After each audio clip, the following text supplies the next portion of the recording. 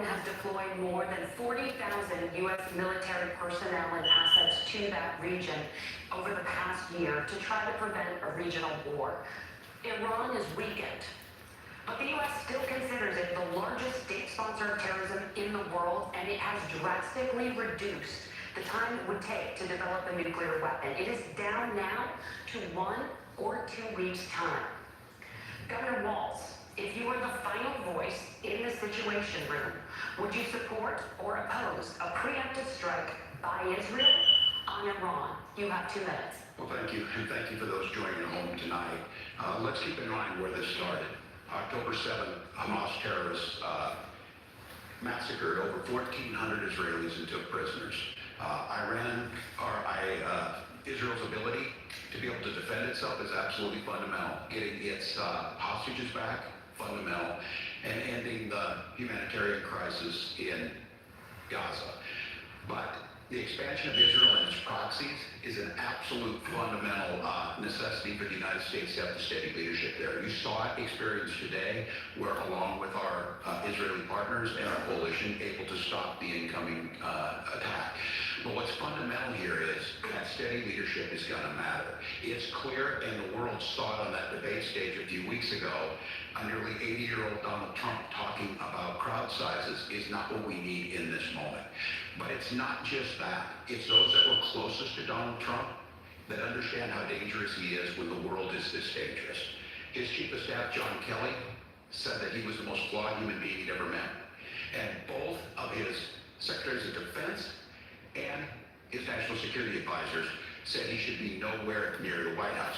Now, the person closest to them, to Donald Trump, said he's unfit for the highest office. That was Senator Vance. What we've seen out of Vice President Harris is we've seen steady leadership. We've seen a calmness that is able to draw on the coalitions to bring them together. Understanding that our allies matter. When our allies see Donald Trump turn towards Vladimir Putin, turn towards North Korea, when we start to see that type of fickleness around holding the coalitions together, we will stay committed. And as the Vice President said today we will protect our forces and our allied forces, and there will be consequences. Governor, your time is up. Senator Vance, the same question. Would you support or oppose a preemptive strike by Israel on Iran? You have 2 minutes. So, Margaret, I want to answer the question. First of all, thanks, Governor. Thanks to CBS for hosting the debate. And thanks, most importantly, to the American people who are watching this evening and caring enough about this country to pay attention to this vice presidential debate. I want to answer the question, but I want to actually give an introduction to myself a little bit, because I recognize a lot of Americans don't know who either one of us are. I was raised in a working-class family. My mother required food assistance for periods of her life. My grandmother required Social Security help to raise me, and she raised me in part because my own mother struggled with addiction for a big chunk of my early life. I went to college on the GI Bill after I enlisted in the Marine Corps and served in Iraq. And so I stand here asking to be your vice president with extraordinary gratitude for this country, for the American dream that made it possible for me to live my dreams. And most importantly, I know that a lot of you are worried about the chaos in the world and the feeling that the American dream is unattainable. I want to try to convince you tonight over the next 90 minutes that if we get better leadership in the White House, if we get Donald Trump back in the White House, the American dream is going to be attainable once again. Now, to answer this particular question, we have to remember that as much as Governor Walz just accused Donald Trump of being an agent of chaos, Donald Trump actually delivered stability in the world, and he did it by establishing effective deterrence. People were afraid of stepping out of line. Iran, which launched this attack, has received over $100 billion in unfrozen assets thanks to the Kamala Harris administration. What do they use that money for? They use it to buy weapons that they're now launching against our allies, and God forbid, potentially launching against the United States as well. Donald Trump recognized that for people to fear the United States, you needed peace through strength. They needed to recognize that if they got out of line, the United States global leadership would put stability and peace back in the world. Now, you asked about a preemptive strike, Margaret, and I want to answer the question. Look, it is up to Israel what they think they need to do to keep their country safe, and we should support our allies wherever they are when they're fighting the bad guys. I think that's the right approach to take with the Israel question. Thank you, Senator. Governor Walz, do you care to respond to any of these allegations? Well, look, Donald Trump was in office. We'll sometimes hear a revisionist history, but when Donald Trump was in office, it was Donald Trump who we had a coalition of nations that had boxed Iran's nuclear program in, the inability to advance it. Donald Trump pulled that program and put nothing else in its place. So Iran is closer to a nuclear weapon than they were before because of Donald Trump's fickle leadership. And when Iran shot down an American aircraft in international airspace, Donald Trump tweeted, because that's the standard diplomacy of Donald Trump. And when Iranian missiles did fall near U.S. troops and they received traumatic brain injuries, Donald Trump wrote it off as headaches. Look, our allies understand that Donald Trump is fickle. He will go to whoever has the most flattery or where it makes sense to him. Steady leadership like you witnessed today, like you witnessed in April. Both Iranian attacks were repelled. Our coalition's strong, and we need the steady leadership that Kamala Harris is providing. Senator Vance, the U.S. did have a diplomatic deal with Iran to temporarily pause parts of its nuclear program, and President Trump did exit that deal. He recently said, just 5 days ago, the U.S. must now make a diplomatic deal with Iran because the consequences are impossible. Did he make a mistake? You have 1 minute. Well, first of all, Margaret, diplomacy is not a dirty word, but I think that's something that Governor Walz just said is quite extraordinary. You yourself just said Iran is as close to a nuclear weapon today as they have ever been. And Governor Walz, you blame Donald Trump. Who has been the vice president for the last 3.5 years? And the answer is your running mate, not mine. Donald Trump consistently made the world more secure. Now, we talk about what the sequence of events that led us to where we are right now, and you can't ignore October the 7th, which I appreciate Governor Walz bringing up. But when did Iran and Hamas and their proxies attack Israel? It was during the administration of Kamala Harris. So Governor Walz can criticize Donald Trump's tweets, but effective, smart diplomacy and peace through strength is how you bring stability back to a very broken world. Donald Trump has already done it once before. Ask yourself at home, when was the last time, I'm 40 years old, when was the last time that an American president didn't have a major conflict break out? The only answer is during the 4 years that Donald Trump was president. Gentlemen, we have a lot to get to. Nora? Margaret, thank you. Let's turn now to Hurricane Helene. The storm could become one of the deadliest on record. More than 160 people are dead and hundreds more are missing. Scientists say climate change makes these hurricanes larger, stronger, and more deadly because of the historic rainfall. Senator Vance, according to CBS News polling, 7 in 10 Americans and more than 60% of Republicans under the age of 45 favor the U.S. taking steps to try and reduce climate change.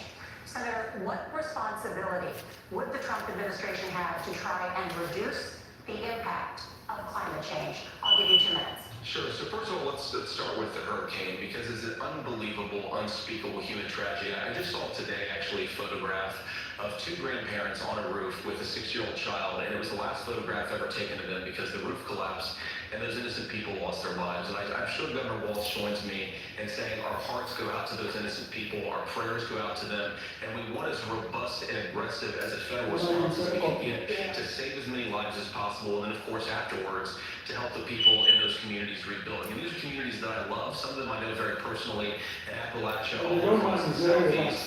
They need their government to do their job, and I commit that when Donald Trump is president again, the government will put the citizens of this country first when they suffer from a disaster. And Nora, you asked about climate change. I think this is a very important issue. Look, a lot of people are justifiably worried about all these crazy weather patterns. I think it's important for us, first of all, to say Donald Trump and I support clean air, clean water. We want the environment to be cleaner and safer. But one of the things that I've noticed some of our Democratic friends talking a lot about is a concern about carbon emissions, this idea that carbon emissions drives all of the climate change. But let's just say that's true, just for the sake of argument, so we're not arguing about weird science. Let's just say that's true. Well, if you believe that, what would you want to do? The answer is that you want to restore as much American manufacturing as possible, and you want to produce as much energy as possible in the United States of America because we're the cleanest economy in the entire world. What have Kamala Harris's policies actually led to? More energy production in China, more manufacturing overseas, more doing business in some of the dirtiest parts of the entire world. And when I say that, I mean the amount of carbon emissions they're doing per unit of economic output. So if we actually care about getting cleaner air and cleaner water, the best thing to do is to double down and invest in American workers and the American people. And unfortunately, Kamala Harris has done exactly the opposite. Governor Walz, you have 2 minutes to respond. Well, we got close to an agreement because all those things are happening. Look, first of all, it is a horrific tragedy with this hurricane, and my heart goes out to the folks that are down there in contact with the governors. I serve as co-chair of the Council of Governors as we work together on these emergency managements. Governors know no partisanship. They work together to solve the governors and the emergency responders on the ground. Those happen on the front end. The federal government comes in, makes sure they're there so that we recover, but we're still in that phase where we need to make sure that they're staying there, staying focused. Now look, coming back to the climate change issue, there's no doubt this thing roared onto the scene faster and stronger than anything we've seen. Senator Vance has said that there's a climate problem. Donald Trump called it a hoax and then joked that these things would make more beachfront property to be able to invest in. What we've seen out of the Harris administration now, the Biden-Harris administration, is we've seen this investment. We've seen massive investments, the biggest in global history that we've seen in the Inflation Reduction Act, has created jobs all across the country. 2,000 in Jeffersonville, Ohio, taking the EV technology that we invented and making it here. 200,000 jobs across the country. The largest solar manufacturing plant in North America sits in Minnesota. But my farmers know climate change is real. They've seen 500-year droughts, 500-year floods back to back. But what they're doing is adapting, and this has allowed them to tell me, look, I harvest corn, I harvest soybean, and I harvest wind. We're producing more natural gas and more oil at any time than we ever have. We're also producing more clean energy. So the solution for us is to continue to move forward, that climate change is real. Reducing our impact is absolutely critical, but this is not a false choice. You can do that at the same time you're creating the jobs that we're seeing all across the country. That's exactly what this administration has done. We are seeing us becoming an energy superpower for the future, not just the current, and that's what absolutely makes sense. And then we start thinking about how do we mitigate these disasters. Thank you. Senator, I want to give you an opportunity to respond there. The governor mentioned that President Trump has called climate change a hoax. Do you agree? Well, look, what the president has said is that if the Democrats, in particular Kamala Harris and her leadership, if they really believe that climate change is serious, what they would be doing is more manufacturing and more energy production in the United States of America, and that's not what they're doing. So clearly Kamala Harris herself doesn't believe her own rhetoric on this. If she did, she would actually agree with Donald Trump's energy policies. Now, something that Governor Walz said I think is important to touch upon, because when we talk about clean energy, I think that's a slogan that often the Democrats will use here. I'm talking, of course, about the Democratic leadership. And the real issue is that if you're spending hundreds of millions or even billions of dollars of American taxpayer money on solar panels that are made in China, number one, you're going to make the economy dirtier. We should be making more of those solar panels here in the United States of America. Some of them are, Tim, but a lot of them are being made overseas in China, especially the components that go into those solar panels. So if you really want to make the environment cleaner, you've got to invest in more energy production. We haven't built a nuclear facility, I think, one in the past 40 years. Natural gas, we got to invest more in it. Kamala Harris has done the opposite. That's raised energy prices and also meant that we're doing Governor, things your like time is up. Governor, would you like to respond? Well, look, we're producing more natural gas than we ever have. There's no moratorium on that. We're producing more oil. But folks know, like I said again, these are not liberal folks. These are not folks that are Green New Deal folks. These are farmers that have been drought one year, massive flooding the next year.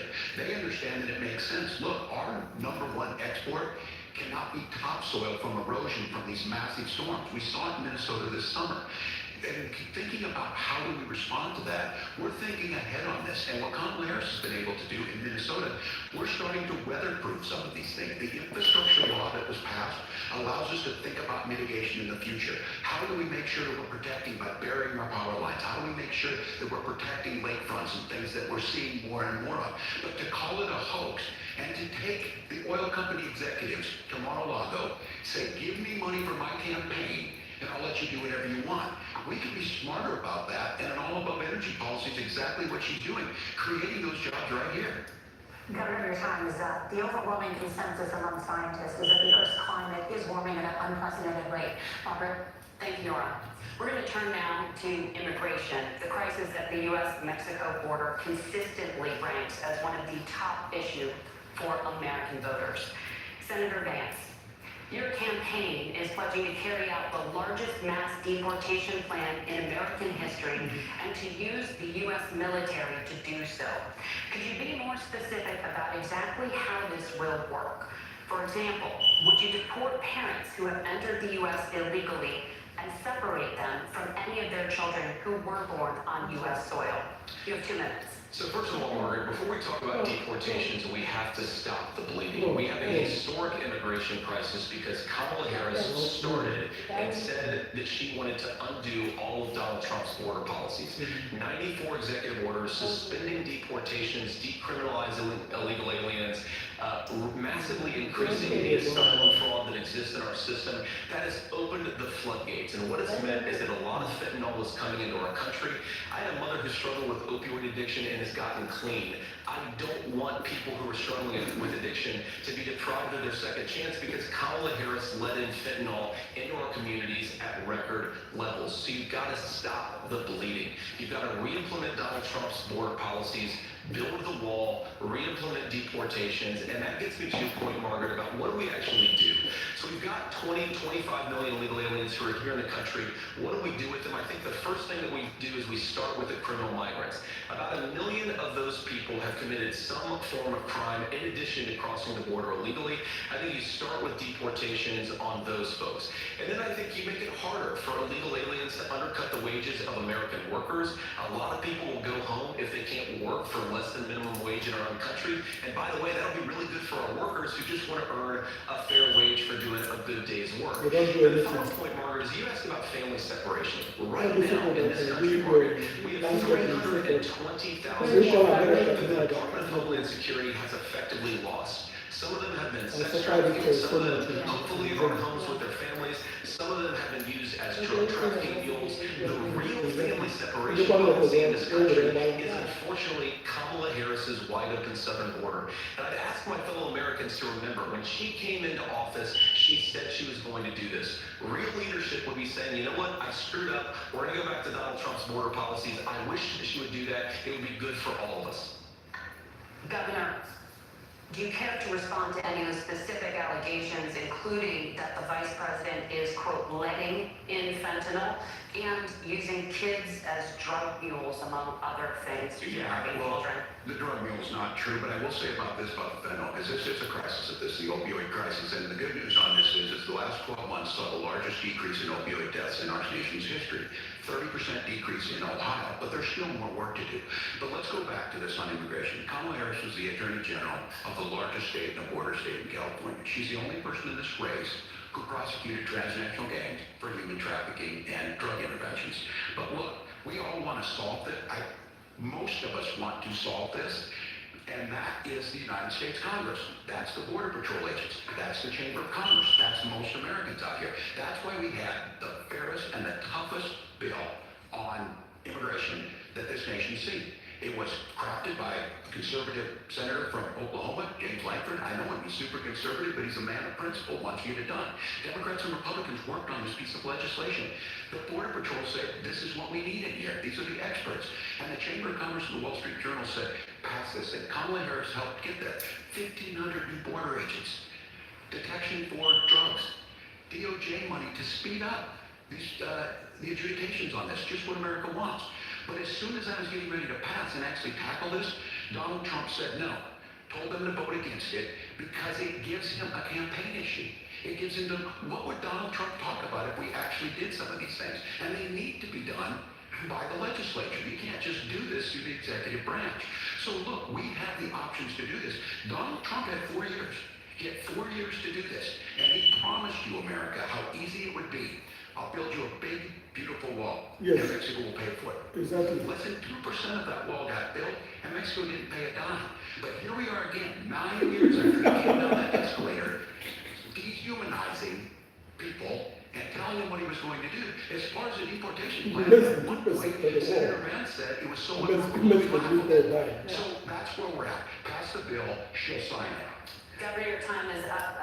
Senator, the question question was, will you separate parents from their children, even if their kids are U.S. citizens? You have 1 minute.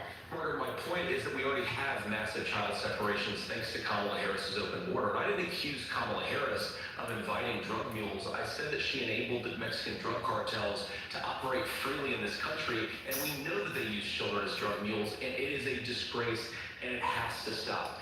Look, I think what Tim said just doesn't pass the smell test. For 3 years, Kamala Harris went out bragging that she was going to undo Donald Trump's border policy. She did exactly that. We had a record number of illegal crossings. We had a record number of fentanyl coming into our country. And now that she's running for president, or a few months before, she says that somehow she got religion and cared a lot about a piece of legislation. The only thing that she did when she became the vice president, when she became the appointed border czar, was to undo 94 Donald Trump executive actions that opened the border. This problem is leading to massive problems in the United States of America. Parents who can't afford health care, schools that are overwhelmed. It's got to stop, and it will when Donald Trump is president. Senator, your time is up. Governor, what about our CBS News polling, which does show that a majority of Americans, more than 50%, support mass deportations? Look, we fix this issue with a bill that is necessary, but the issue on this is what happens when you don't want to solve it. You demonize it. And we saw this, and Senator Vance, and it surprises me on this, talking about and saying, I will create stories to bring attention to this. That vilified a large number of people who were here legally in the community of Springfield. The Republican governor said, it's not true, don't do it. There's consequences for this. There's consequences. We could come together. Senator Langford did it. We could come together and solve this if we didn't let Donald Trump continue to make it an issue. And the consequences in Springfield were the governor had to send state law enforcement to escort kindergartners to school. I believe Senator Vance wants to solve this, but by standing with Donald Trump and not working together to find a solution, it becomes a talking point. And when it becomes a talking point like this, we dehumanize and villainize other human beings. Governor, your time is up. Senator, I'll give you 1 minute, but let me just ask you the question first. The governor has made the point, and I think as a sitting lawmaker, you know that Congress controls the purse strings and any funding. So you have said repeatedly that Donald Trump would, through executive action, solve this. Do you disagree that Congress controls the purse strings and would need to support many of the changes that you would actually want to implement? You have 1 minute. Margaret, first of all, the gross majority of what we need to do at the southern border is just empowering law enforcement to do their job. I've been to the southern border more than our borders are. Kamala Harris has been, and it's actually heartbreaking because the Border Patrol agents, they just want to be empowered to do their job. Of course, additional resources would help, but most of this is about the president and the vice president empowering our law enforcement to say, if you try to come across the border illegally, you've got to stay in Mexico, you've got to go back to the proper channels. Now, Governor Walz brought up the community of Springfield, and he's very worried about the things that I've said in Springfield. Look, in Springfield, Ohio, and in communities all across this country, you've got schools that are overwhelmed, you've got hospitals that are overwhelmed, you've got housing that is totally unaffordable because we brought in millions of illegal immigrants to compete with Americans for scarce homes. The people that I'm most worried about in Springfield, Ohio, are the American citizens who have had their lives destroyed by Kamala Harris's open border. It is a disgrace, Tim, and I actually think, I agree with you. I think you want to solve this problem, but I don't think that Kamala Harris does. Senator, your time is up. Governor, you have 1 minute to respond. Yeah, well, it is law enforcement that asked for the bill. They helped craft it. They're the ones that supported it. That's because they know we need to do this. Look, this issue of continuing to bring this up, of not dealing with it, of blaming migrants for everything. On housing, we could talk a little bit about Wall Street speculators buying up housing and making them less affordable, but it becomes a blame. Look, this bill also gives the money necessary to adjudicate. I agree, it should not take 7 years for an asylum claim to be done. This bill gets it done in 90 days. Then you start to make a difference in this, and you start to adhere to what we know, American principles. Look, I don't talk about my faith a lot, but Matthew 25:40 talks about to the least amongst us you do unto me. I think that's true of most Americans. They simply want order to it. This bill does it. It's funded. It's supported by the people who do it, and it lets us keep our dignity about how we treat other people. Thank you, Governor. And just to clarify for our viewers, Springfield, Ohio does have a large number of Haitian migrants who have legal status, temporary protected status. Senator, we have so much to get to. Turn out of the economy, thank you. Margaret, the rules were that you guys were going to fact check, and since you're fact checking me, I think it's important to say what's actually going on. So there's an application called the CBP One app, where you can go on as an illegal migrant, apply for asylum or apply for parole, and be granted legal status at the wave of a Kamala Harris open border one. That is not a person coming in, applying for a green card, and waiting for 10 years. That is the implementation of illegal immigration, Margaret. Thank you, Senator, for describing the legal process. We have so much to get to, Senator. Those We have laws so have been on much. the books since 1990. Thank you, gentlemen. The We CBP want to have- app has not been on the books since 1990. It's something that Kamala Harris created, Margaret. Gentlemen, the audience can't hear you because your mics are cut. We have so much we want to get to. Thank you for explaining the legal process. Nora? Thank you, Margaret. The economy is a top concern for voters. Each of your campaigns has released an economic plan, so let's talk about the specifics. Governor Walz, Vice President Harris unveiled a plan that includes billions in tax credits for manufacturing, housing, and a renewed child tax credit. The Wharton School says your proposals will increase the nation's deficit by $1.2 trillion. How would you pay for that without ballooning the deficit? Governor, I'll give you 2 minutes. Yeah, thank you. And Kamala Harris and I do believe in the middle class because that's where we come from. We both grew up in that. We understand. So those of you out there listening tonight, you're hearing a lot of stuff back and forth, and it's good. It's healthy. That's what this is supposed to happen. You should be listening. How's this going to impact me? The bold forward plan that Kamala Harris put out there is one, it's talking about this housing issue. The one thing is there's 3 million new houses proposed under this plan with down payment assistance on the front end to get you a house. A house is much more than just an asset to be traded somewhere. It's foundational to where you're at. And then making sure that the things you buy every day, whether they be prescription drugs or other things, that there's fairness in that. Look, the $35 insulin is a good thing, but it costs $5 to make insulin. They were charging $800 before this law went into effect. As far as the housing goes, I've seen it in Minnesota. 12% more houses in Minneapolis, prices went down on rent 4%. It's working. And then making sure tax cuts go to the middle class. $6,000 child tax credit, we have one in Minnesota, reduces childhood poverty by a third. We save money in the long run, and we do the right thing for families. And then getting businesses off the ground. The law as it stands right now is $5,000 tax credit for small business, increasing that to $50,000. Now, this is a philosophical difference between us. Donald Trump made a promise, and I'll give you this, he kept it. He took folks from Mar-a-Lago, said you're rich as hell and give you a tax cut. He gave the tax cuts that predominantly went to the top pass. What happened there was an $8 trillion increase in the national debt, the largest ever. Exactly. Now he's proposing a 20% consumption or sales tax on everything we bring in. Everyone agrees, including businesses, it would be destabilizing it would increase inflation and potentially lead to a recession. Look, this is simple for you. Where are we going? Kamala Harris has said to do the things she wants to do, we'll just ask the wealthiest to pay their fair share. When you do that, our system works best, more people are participating in it, and folks have the things that they need. Senator, I want to give you a moment to respond on that, but similarly, the Wharton School has done an analysis of the Trump plan and says it would increase the nation's deficit by $5.8 trillion. Yes. My question is the same for you. How do you pay for all that without ballooning the deficit? I'll give you 2 minutes. Well, first of all, you're going to hear a lot from Tim Walz this evening. You just heard it in the answer. A lot of what Kamala Harris proposes to do, and some of it, I'll be honest with you, it even sounds pretty good. Here's what you won't hear, is that Kamala Harris has already done it. Because she's been the vice president for 3.5 years, she had the opportunity to enact all of these great policies, and what she's actually done instead is drive the cost of food higher by 25%, drive the cost of housing higher by about 60%, open the American southern border, and make middle-class life unaffordable for a large number of Americans. If Kamala Harris has such great plans for how to address middle-class problems, then she ought to do them now. Not when asking for promotion, but in the job the American people gave her 3.5 years ago.